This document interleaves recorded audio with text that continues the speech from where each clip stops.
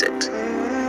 আসুন আমরা সিরাতের ভেতরে ঢুকে যাই, যেহেতু আমরা বলেছি থ্রু দ্য লেন্স অফ সিরাতের পরতে পরতে সুন্নাহর পরতে পরতে আমরা দেখবো যে তিনি গড সেন্ট্রিক মাইন্ডসেটের অধিকারী ছিলেন কিনা। আল্লাহর হাবিব সাল্লাল্লাহু আলাইহি ওয়াসাল্লাম একবার একটা যুদ্ধ থেকে ফেরার পথে মরুভূমির মাঝখানে সেনাবাহিনীকে থামিয়ে বিশ্রামের ঘোষণা দিলেন যে তোমরা একটু বিশ্রাম নাও। তো উনি একটা গাছের নিচে বিশ্রামের জন্য গেলেন এবং সেখানে গাছের ডালে ওনার তলোয়ারটা ঝুলিয়ে রাখলেন, ঝুলিয়ে বিশ্রাম নিতে লাগলেন, ঘুমিয়ে পড়লেন। হঠাৎ এক বেদুইন এসে রাসূল সাল্লাল্লাহু আলাইহি ওয়াসাল্লামের রেকর্ডবদ্ধ তলোয়ারটা কোষমুক্ত করে এরকম হাতে নিল। রাসূল সাল্লাল্লাহু আলাইহি ওয়াসাল্লাম ঘুম থেকে জেগে উঠলেন। এবার বেদুইন বলতে আরম্ভ করলো, মাইয়ামনাউকা মিন্নি, এই মুহাম্মদ তোমাকে এবার কে বাঁচাবে বলো, এই তো আমার হাতে তলোয়ার, কে বাঁচাবে?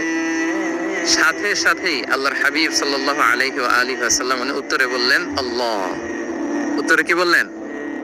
কোনো চিন্তা ভাবনা নাই যে ওরে আঘাত করা যায় কিনা পাল্টা, বা কোনোভাবে ওর কনফিডেন্স ডাউন করা যায় কিনা, এদিক সেদিক কারো সাপোর্ট চাওয়া যায় কিনা, কোনো দিকে না তাকিয়ে কি বললেন? আওয়াজ করে বলুন সবাই, কি বললেন? আল্লাহ। তাহলে এই যে this is the powerful example of god centric mindset. সবসময় তিনি আল্লাহ কেন্দ্রিক ছিলেন। সবসময় কি ছিলেন? আল্লাহ কেন্দ্রিক ছিলেন। এটাকে বলে গড সেন্ট্রিক মাইন্ডসেট। যে কোনো পরিস্থিতিতে তিনি আল্লাহ যে আমার সাথে আছেন এটা কল্পনা করতেন। এবং সুনানে আবু দাউদের একটি বর্ণনা এসেছে, রাসূল সাল্লাল্লাহু আলাইহি ওয়াসাল্লাম কানা নবী সাল্লাল্লাহু আলাইহি ওয়াসাল্লাম ইযা হাযাবাহু আমরুন সাল্লা, তাকে যখন কোনো জিনিস বিচলিত করত তিনি জায়নামাজের মুসল্লায় দাঁড়িয়ে যেতেন, সালাতের জন্য দাঁড়িয়ে যেতেন। বিপদে পড়লেই আল্লাহর কাছে সেটা সঁপে দিতেন, শেয়ার করতেন। আমরা বর্তমানে কোনো বিপদে পড়লেই কি করি? আগে কোথায় শেয়ার করি? ফেসবুকে। বলেন, আমার জীবনে কোনো দুর্ঘটনা কিছু হইলেই আমরা কোথায় শেয়ার করি? করেন আপনারা? ফেসবুকে শেয়ার করেন? আসলে করা উচিত কার সাথে? হ্যাঁ, আমার স্ত্রীর সাথে শেয়ার করার আগেও শেয়ার করব কার সাথে? আমার বন্ধুর সাথে শেয়ার করার আগেও শেয়ার করব কার সাথে? আল্লাহর সাথে। আমরা যদি হিজরতের ঘটনাটাকে একটু অ্যানালাইজ করি তাহলে দেখবো যে গারে সাউরে যখন আল্লাহ রাসূল সাল্লাল্লাহু আলাইহি ওয়াসাল্লাম এবং আবু বকর রাদিয়াল্লাহু তাআলা আনহু ওনারা আশ্রয় নিয়েছিলেন রাত্রিবেলায়, কুরাইশরা যখন খুঁজতেছিল, আবু বকর রাদিয়াল্লাহু তাআলা আনহু বলেন যে কুরাইশদের পা দেখা যাচ্ছে, ওরা যে হেঁটে যাচ্ছে, একটু উকি মারলে আমাদেরকে দেখা যায়। তিনি অত্যন্ত ভীত সন্ত্রস্ত, তটস্থ, নিজের জন্য নয়, রাসূল সাল্লাল্লাহু আলাইহি ওয়াসাল্লামের সেফটির জন্য। রাসূল সাল্লাল্লাহু আলাইহি ওয়াসাল্লাম আবু বকর রাদিয়াল্লাহু তাআলা আনহুকে বললেন যে আবু বকর চিন্তা করো না, লা তাহসান ইন্নাল্লাহা মা'ানা, আবু বকর চিন্তা করো না, আল্লাহ আমাদের সাথে আছেন। সুবহানাল্লাহ। আমাদের সাথে কে আছেন? আল্লাহ আমাদের সাথে আছেন। এটা হচ্ছে গড সেন্ট্রিক মাইন্ডসেটের উদাহরণ। আপনার মনকে বোঝাতে হবে যে আল্লাহ আমার সাথে আছে। মনকে তুমি বুঝিয়ে বলো আল্লাহ আছে আমার সাথে। এই বাক্যটা মুখস্থ করা যাবে? মনকে তুমি বুঝিয়ে বলো আল্লাহ আছেন আমার সাথে। আপনার পুরো জীবনের সব কাজের সাথে যদি এই বাক্যটাকে মিলিয়ে ফেলতে পারেন দেখবেন যে কোনো কিছুই আপনার ক্ষতি করতে পারতেছে না। এটাকে বলে গড সেন্ট্রিক মাইন্ডসেট। আল্লাহ আমার সাথে আছেন, কেউ নাই কিন্তু আল্লাহ তাআলা আমার সাথে আছেন। এবং গড সেন্ট্রিক মাইন্ডসেটের সবচেয়ে বড় সুবিধা হচ্ছে আপনার মনে কখনো হতাশা কাজ করবে না, হতাশা বাঁধবে না, কারণ আপনার সাথে এক মহাশক্তিধরের কানেক্টিভিটি আছে। তিনি কে বলুন তো আওয়াজ করে? তিনি আল্লাহ। হতাশা আসবে না। এই যে আমাদের জাতীয় জীবনের এখন সবচেয়ে বড় বড় সমস্যাগুলোর যদি আমরা লিস্ট করি, একটা বড় সমস্যা হচ্ছে ডিপ্রেশন, তাই না? আমরা ডিপ্রেশনে ভুগি না? আপনাদের ডিপ্রেশন হয় কখনো? আচ্ছা, ডিপ্রেশন কাকে বলে আগে বলে। ডিপ্রেশন হচ্ছে আপনার আর আপনার রবের মাঝে যে দূরত্ব, এটার নাম ডিপ্রেশন। আই রিপিট, আমার আর আমার রবের মাঝে যে গ্যাপ, আমাদের সম্পর্কের যে দূরত্ব, এটার নাম কি? ডিপ্রেশন।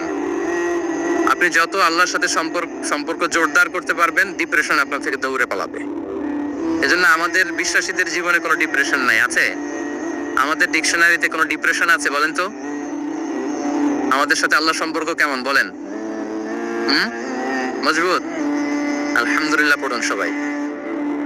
তাহলে ডিপ্রেশন হচ্ছে আপনার আর আপনার রবের মাঝে যে দূরত্ব, এই দূরত্ব দূর করে দেন, ডিপ্রেশন আপনিই পালাবে। আচ্ছা, আমরা আরো কিছু সিরা থেকে ইনসিডেন্ট নিয়ে দেখি যে গড সেন্ট্রিক মাইন্ডসেটটা কেমন। দ্বিতীয় হিজরিতে যে বদরের যুদ্ধ হলো, সে বদরের যুদ্ধে ইবনে মাসউদ রাদিয়াল্লাহু তাআলা আনহু তিনি বর্ণনা করেন যে আল্লাহ রাসূল সাল্লাল্লাহু আলাইহি ওয়াসাল্লাম আগামীকাল যুদ্ধ, এর আগের দিন রাতে তিনি হাত তুলে এরকম দোয়া করতেছিলেন। আমরা তো এইভাবে দোয়া করি, আল্লাহর হাবিব সাল্লাল্লাহু আলাইহি ওয়া আলিহি ওয়াসাল্লাম তিনি দোয়া করতে করতে ইমোশনালি হাত এরকম উঁচু করে, হাত্তা ইউরা বায়াদু ইবতাইহি, বগলে শুভ্রতা দেখা যাচ্ছিল, উনি দোয়া করতেছিলেন আল্লাহুম্মা আনজিজ লি মা ওয়া'আতানি, আল্লাহুম্মা আতিনি মা ওয়া'আতানি, আল্লাহ তুমি যে বিজয় দিবে বলে প্রতিশ্রুতি করেছিল ওই বিজয় আমাদেরকে দাও, ওই ভিক্টরি আমাদেরকে দাও, দোয়া করছিলেন। সাইয়েদনা আলী রাদিয়াল্লাহু তাআলা আনহু উনি বর্ণনা করছেন যে বদরের যুদ্ধের আগের রাতে আমরা সবাই ঘুমোচ্ছিলাম, কিন্তু রাসূল সাল্লাল্লাহু আলাইহি ওয়াসাল্লামকে দেখলাম যে না, উনি হাত তুলে শুধু আল্লাহর কাছে কান্না করছেন, দোয়া করছেন। আবু বকর রাদিয়াল্লাহু তাআলা আনহু উনি বলেন যে আমি যে দেখলাম যে তিনি ফজর পর্যন্ত দোয়া চালিয়েই যাচ্ছিলেন, দোয়া চালিয়েই যাচ্ছেন, দোয়া কন্টিনিউ করছিলেন তিনি। এবং দোয়া করতে করতে রাসূল সাল্লাল্লাহু আলাইহি ওয়াসাল্লাম এতটাই ইমোশনাল হয়ে গেলেন যে ওনার গায়ের চাদরটা নিচে পড়ে গেল। আবু বকর রাদিয়াল্লাহু তাআলা আনহু যে বলেন ইয়া নবী আল্লাহ কাফাকা মুনাশাদাতুকা রাব্বাক ফাইন্নাহু সায়ুনজিজু লাকা মা ওয়া'আদাক, হে নবী যথেষ্ট, এনাফ ইজ এনাফ, অনেক হয়েছে নবী, আন্না আর কাঁদতে হবে না, আপনার রব আপনাকে ভিক্টরি বা বিজয় দান করবে ইনশাআল্লাহ। তাহলে দেখেন যুদ্ধের আগের রাতে সেনাপ্রধান কি করে, এই কৌশল ওই কৌশল, কোন দিক দিয়ে অ্যাটাক করা যাবে, ওয়ার স্ট্র্যাটেজি ঠিক করে, তার সাথে যারা আছে তাদের সাথে পরামর্শ করে। কিন্তু রাসূল সাল্লাল্লাহু আলাইহি ওয়াসাল্লাম সবকিছু সেট করে দিয়ে কার সাথে কানেক্টিভিটি করেছেন বলুন তো? আল্লাহর সাথে। This is called god centric mindset, আল্লাহ সেন্ট্রিক মাইন্ডসেট। আমার হৃদয়টা সবসময় কার সাথে জুড়ে থাকবে? আল্লাহর সাথে, কারণ উনি ছাড়া আমার কোনো ঠিকানাই নেই। এই যে একটা নাশিদ বাংলাদেশে আমি শুনেছিলাম, তুমি ছাড়া প্রভু আমি, শুনেছেন আপনারা? ঠিকানাবিহীন। এটাও মনে রাখতে হবে, মনকে তুমি বুঝিয়ে বলো আল্লাহ আছে আমার সাথে, এটাও যেমনি আমরা মনে রাখবো, এই বাক্যটা মনে রাখতে হবে যে প্রভু তুমি ছাড়া আমি, হ্যাঁ বলতে চান না কেন, তুমি ছাড়া আমি ঠিকানাবিহীন, উনি ছাড়া আমার কোনো ঠিকানাই নাই। এই মেন্টালিটি যদি আমরা ধারণ করতে পারি, এটাকে বলে গড সেন্ট্রিক মাইন্ডসেট। তাহলে রাসূলুল্লাহ সাল্লাল্লাহু আলাইহি ওয়া আলিহি ওয়াসাল্লামের যে 12টা মাইন্ডসেটের কথা আমরা বলেছি, তার প্রথমটা হচ্ছে গড সেন্ট্রিক। প্রথমটা কি? সবাই বলুন আওয়াজ করে, প্রথমটা কি? মাশাআল্লাহ। আমি শেষে আবার জিজ্ঞেস করব যে কারা কারা বলতে পারেন দেখি। তাহলে একটা কভার করলাম। আল্লাহ তাআলা আমাদেরকে গড সেন্ট্রিক মাইন্ডসেট দান করুন। আমরা যে কোনো পরিস্থিতিতে যেভাবেই থাকি না কেন, আমরা বিপদে আপদে সবসময় ভরসা রাখবো কার উপর? এটাই হচ্ছে গড সেন্ট্রিক বা আল্লাহ সেন্ট্রিক মাইন্ডসেট। আচ্ছা, 2 নাম্বার মাইন্ডসেট হচ্ছে vision oriented mindset. Vision oriented mindset মানে হচ্ছে যার মধ্যে দূরদর্শিতা আছে, ফার সাইটেডনেস আছে, who can anticipate the future, যে ভবিষ্যৎ আগাম অনুমান করে ফেলতে পারে, সামনের পরিস্থিতিকে আগাম অনুমান করতে পারার যে যোগ্যতা বা দীর্ঘমেয়াদী চিন্তা করতে পারার যে ক্যাপাসিটি, এটাকে বলে ভিশন ওরিয়েন্টেড মাইন্ডসেট। এটা আল্লাহ রাসূল সাল্লাল্লাহু আলাইহি ওয়া আলিহি ওয়াসাল্লামকে আল্লাহ তাআলা দান করেছেন। উনি ভবিষ্যৎকে আগাম বুঝতে পারতেন, আগাম অনুমান করতে পারতেন, এবং সে অনুযায়ী তিনি স্ট্র্যাটেজি, প্ল্যান, পরিকল্পনা এটা তিনি সাজাতে পারতেন। এটাকে বলে ভিশন ওরিয়েন্টেড মাইন্ডসেট। এবার আসুন আমরা সিরাতের কিছু ইনসিডেন্টকে সামনে নিয়ে আসি যে তিনি কিরকম ভিশন ওরিয়েন্টেড মাইন্ডসেটের অধিকারী ছিলেন। আমরা সবাই হুদাইবিয়ার ঘটনা জানি না? কত হিজরিতে ঘটেছিল বলুন তো সবাই? হ্যাঁ, কত? 6 হিজরিতে। লাকাদ সাদাকাল্লাহু রাসূলাহু রুইয়া বিল হক লাতাদখুলুন্নাল মাসজিদাল হারামা ইনশাআল্লাহু আমিনিন। রাসূল সাল্লাল্লাহু আলাইহি ওয়াসাল্লাম 6 হিজরিতে মদিনায় স্বপ্নে দেখলেন যে তিনি উমরা করতে যাচ্ছেন। তো নবীদের স্বপ্ন এটা কেবল স্বপ্ন নয়, এটা আল্লাহর পক্ষ থেকে ওয়াহি, রেভেলেশন, ওয়াহি। তো সেই হিসেবে তিনি 1400 সাহাবা নিয়ে উমরা করতে চলে গেলেন মক্কায়, কিন্তু মক্কাবাসী ঢুকতে দিল না, থামিয়ে দেয়া হলো। তো তখন একটা চুক্তি হয়েছিল, ভাইজান mobile should be in pocket. এই যে আপনি বলেছিলাম যে অডিয়েন্সে আমরা কেউ ভিডিও ধারণ করব না ইনশাআল্লাহ, তারা কথা দিয়েছিলেন আমরা 1-to-1 brain to brain connection করব, ভিডিও করবেন না প্লিজ।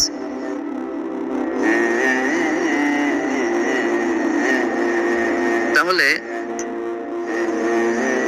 উমরা করতে গেলেন 1400 সাহাবী। 1400 সাহাবী যখন উমরা করতে গেলেন, উমরা করতে দেয়া হলো না। তখন একটা চুক্তি করা হলো। ওই চুক্তিতে বলা হলো, রাসূল সাল্লাল্লাহু আলাইহি ওয়াসাল্লাম লিখতে বললেন যে লিখো মিন মুহাম্মদ রাসূলুল্লাহ, আল্লাহর রাসূল মুহাম্মদের পক্ষ থেকে কুরাইশদের সাথে এই চুক্তি।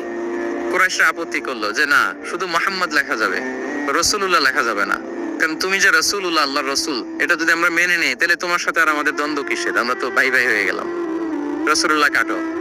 সাহাবারা কেউ রাজি হয় না, বিশেষ করে উমরে ফারুক রাদিয়াল্লাহু তাআলা উনি রাজি হয় না, না না এটা কাটা যাবে না। রাসূল সাল্লাল্লাহু আলাইহি ওয়াসাল্লাম অনেক বলে কয়ে বুঝালেন যে না, দীর্ঘমেয়াদী চিন্তা করতে গেলে আমাদের এখন একটা শান্তি চুক্তির দরকার আছে, যাতে করে আমরা আমাদের গ্লোবাল নেভিগেশন সিস্টেম, দাওয়া সিস্টেমকে আরো স্ট্রং করতে পারি। অনেক বলে কয়ে রাসূলুল্লাহ কাটা হলো। এরপর তারা বলে চুক্তিতে লিখো যে এই বছর উমরা করতে দেয়া হবে না, এই বছর ফিরে যাবেন আপনারা সবাই। এটাও সাহাবারা রাজি হয় না, আল্লাহ রাসূল সাল্লাল্লাহু আলাইহি ওয়াসাল্লাম রাজি হলেন। আবার আরেকটা ক্লোজে লেখা হলো যে আগামী বছর আসলেও 3 দিনের বেশি থাকা যাবে না, সেটাও রাজি হয়ে গেল। রাসূল সাল্লাল্লাহু আলাইহি ওয়াসাল্লাম সাহাবারা রাজি হচ্ছেন না। এরপর মক্কা থেকে কোনো লোক মদিনায় গেলে মদিনাবাসী তাকে রাখতে পারবে না, ফেরত দিতে হবে। কিন্তু মদিনা থেকে কোনো লোক মক্কায় আসলে মক্কাবাসী তাকে ফেরত দিতে বাধ্য থাকবে না। দেখেন, একটার পর একটা মুসলমানদের বিরুদ্ধে সব ক্লোজ যাচ্ছে। কোন সাহাবীরাই রাজি হচ্ছেন না, কিন্তু আল্লাহ রাসূল সাল্লাল্লাহু আলাইহি ওয়া আলিহি ওয়াসাল্লাম তিনি বললেন যে না, লিখো লিখো। উমর ফারুক রাদিয়াল্লাহু তাআলা আনহু এতটাই রাগান্বিত হলেন, তিনি প্রশ্ন করলেন, ইয়া রাসূলুল্লাহ, আলাইসা আনতা নাবিয়্যুন হক? আপনি এই যে কম্প্রোমাইজের পর কম্প্রোমাইজ করে যাচ্ছেন, আপনি কি সত্য নবী নন, সত্য রাসূল নন? আলাসনা আলা দীনিন হক, আমরা কি সত্যের উপর প্রতিষ্ঠিত নই? আলাইসাল কুরআনু কিতাবুন হক, তো সব যদি সত্য হয় আপনি কেন এগুলো মানছেন? রাসূল সাল্লাল্লাহু আলাইহি ওয়াসাল্লাম বললেন যে ওমর, তুমি বাদশাহ তো না, মেনে নাও। মেনে নিলেন, এবং এই মেনে নেওয়াটাকে আল্লাহ ভিক্টরি বলে ঘোষণা দিলেন, বিজয় বলে। আল্লাহু আকবার। ইন্না ফাতাহনা লাকা ফাতহাম মুবিনা। এবং হুদাইবিয়ার এই সন্ধি থেকেই বেসিক্যালি মক্কা বিজয় ওইদিকে ত্বরান্বিত হয়েছে গতি প্রবাহটা। কারণ রাসূল সাল্লাল্লাহু আলাইহি ওয়াসাল্লাম অনেক দূর দেখেছেন, সাহাবারাই সামনের কিছু বিষয়ে তারা খেয়াল করছেন, কিন্তু রাসূলুল্লাহ সাল্লাল্লাহু আলাইহি ওয়া আলিহি ওয়াসাল্লাম তিনি অনেক দূর দেখতে পাচ্ছেন। আচ্ছা বলেন, 3 তলার উপর থেকে একজন একটা ভিউ দেখতে পায়, আর 30 তলা উপর থেকে আরেকজন একটা কন্ডোমিনিয়ামের উপর থেকে একটা পানোরামিক ভিউ দেখতে পায়, দুইজনের ভিউ দেখা কি একরকম হয়? বলেন, একরকম হবে? কখনোই হবে না। তাহলে 30 তলার উপর থেকে যিনি দেখবে তিনি একটা পানোরামিক ভিউ দেখবে, দ্য টোটাল সিনারিও তার কাছে ক্রিস্টাল ক্লিয়ার হবে, যেটা সাহাবা রিদওয়ানুল্লাহি তাআলা আলাইহিম আজমাইন ওনাদের কাছে ক্লিয়ার ছিল না। এবং ঠিকই এই যে এটাতে বেশি দিন স্থায়ীও হয়নি, 6ষ্ঠ হিজরি থেকে 8ম হিজরি, মাত্র 3 বছরের ব্যবধানে রাসূল সাল্লাল্লাহু আলাইহি ওয়াসাল্লাম যত রিজিওনাল সুপার পাওয়ার ছিল, ওয়ার্ল্ড সুপার পাওয়ার ছিল, পার্সিয়ান এম্পায়ার, তারপর Roman empire, Byzantine empire, Egyptian empire, সব এম্পায়ারদের কাছে চিঠি পাঠিয়েছেন, সালামুন আলা মান ইত্তাবা আল হুদা আসলিম তাসলাম। এবং ইসলামের এক্সপান্ড হয়েছে, ওনার গ্লোবাল নেভিগেশন সিস্টেম উনি চালু করেছেন। এর কারণ কি? উনি ছিলেন ভিশন ওরিয়েন্টেড মাইন্ডসেটের অধিকারী, দূরদর্শী, অনেক দূর দেখতে পেতেন, অনেক দূর তিনি দেখতে পেতেন, দীর্ঘমেয়াদী তিনি পরিকল্পনা করতে পারতেন। এটা হচ্ছে ভিশন ওরিয়েন্টেড মাইন্ডসেট যারা হয় তাদের ক্যারেক্টারিস্টিক্স বা ফিচার। আরো একটা উদাহরণ দেই, আপনারা কি বলতে পারেন যে আবিসিনিয়াতে নবুয়তি কত সালে সাহাবারা হিজরতে গিয়েছিল? বলতে পারবেন কেউ? হ্যাঁ, নবুয়তি কত সালে? 5ম সালে। হ্যাঁ, নবুয়তি 5ম বছর ওনারা আবিসিনিয়াতে, বর্তমানে যেটা ইথিওপিয়া বা ইরিত্রিয়া, সেখানে সাহাবারা হিজরতে গিয়েছিলেন। এবং আবিসিনিয়াতে এই যে হিজরতে গেল, তারা সবাই মিলে ফিরে এসেছিল মদিনায় কবে? এটা কি কেউ জানেন? যদি কেউ জানেন হাত তুলে আওয়াজ করে একটু বলতে হবে, একটু ইন্টারেক্টিভ সেশন হোক দেখি। আবিসিনিয়ায় যারা হিজরতে গিয়েছিলেন সব শেষে দল বল সহ সবাই পার্মানেন্টলি মদিনায় শিফট করেছেন কবে? জি, আল্লাহু আকবার, মাশাআল্লাহ মাশাআল্লাহ। বসুন। খায়বার বিজয়ের দিন এসেছিলেন। আবিসিনিয়াতে যারা হিজরতে গিয়েছিলেন তারা মদিনায় ব্যাগ এন্ড ব্যাগেজ সবকিছু নিয়ে খায়বার বিজয়ের সময়, মানে 7ম হিজরিতে এসেছিলেন। তো রাসূল সাল্লাল্লাহু আলাইহি ওয়াসাল্লাম যখন মক্কা থেকে মদিনায় হিজরত করলেন, সব সাহাবারা মদিনায় চলে আসছেন। মদিনায় এখন একটা ইসলামিক সোসাইটি, ইসলামিক স্টেট। বদরের যুদ্ধে মুসলমানদের বিজয়, খন্দকে বিজয়, খন্দক তো 5মে। তারপরে ওনারা কেন আসে না বলেন তো? আসেনি। 7ম হিজরিতে এসেছেন জাফর রাদিয়াল্লাহু তাআলা আনহুর নেতৃত্বে, সাইয়েদনা আলী রাদিয়াল্লাহু তাআলা আনহুর আপন ভাই, বড় ভাই, ওনার নেতৃত্বে যখন 7ম হিজরিতে প্রায় ওখানে যাওয়ার 15 বছর পর যখন তারা সবাই ফিরলেন, রাসূল সাল্লাল্লাহু আলাইহি ওয়াসাল্লাম এত খুশি হলেন, তিনি বললেন, মা আদরি বিআইহিমা আনা আফরাহ বিফাতহি খাইবার আও বিকুদুমি জাফর। আমি কোনটাতে বেশি খুশি আজকে আমি জানি না, খায়বার বিজয়ে বেশি খুশি না আমার ভাই জাফরকে পেয়ে বেশি খুশি। আল্লাহু আকবার। এত খুশি হয়েছিলেন।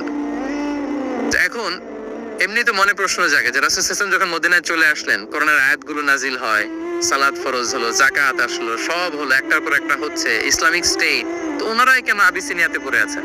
প্রশ্ন জাগে না?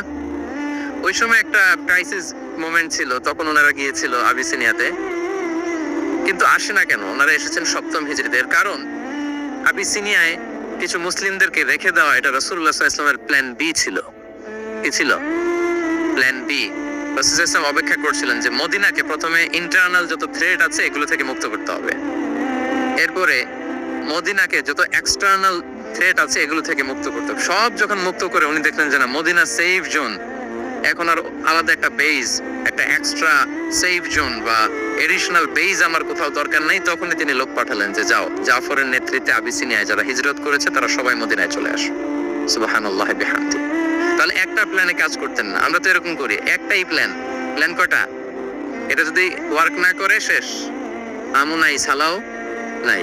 কিন্তু রাসূলুল্লাহ সাল্লাল্লাহু আলাইহি ওয়া আলিহি ওয়াসাল্লামের প্ল্যান এ ছিল, প্ল্যান বি ছিল, প্ল্যান সি ছিল। প্ল্যান এ ওয়ার্ক না করলে প্ল্যান বি তে যেতেন, বি ওয়ার্ক না করলে সি তে যেতেন, এইভাবে তিনি কাজ করতেন। তাহলে এটা হচ্ছে বেসিক্যালি ভিশন ওরিয়েন্টেড মাইন্ডসেটের অধিকারী যারা, তারা এটা করে, যারা ফিউচারকে অ্যান্টিসিপেট করতে পারে, আগাম অনুভব করতে পারে যে কি হতে পারে সামনে।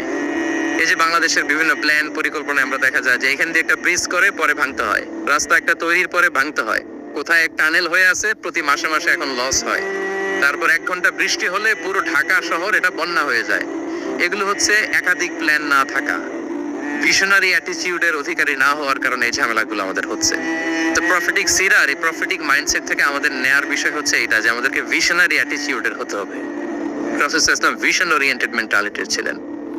আগাম, আজ থেকে 50 বছর পরে বাংলাদেশে কি ক্রাইসিস হতে পারে, আজ থেকে ঠিক 100 বছর পরে বাংলাদেশে কি হতে পারে, ওই রোড ম্যাপকে সামনে রেখে আমাদেরকে প্ল্যান করতে হবে। এটাকে বলে ভিশন ওরিয়েন্টেড মাইন্ডসেটের অধিকারী হওয়া। তাহলে 12টা মাইন্ডসেটের কয়টা আমরা কভার করলাম বলেন তো? প্রথমটা কি ছিল? গড সেন্ট্রিক বা আল্লাহ সেন্ট্রিক। দ্বিতীয়টা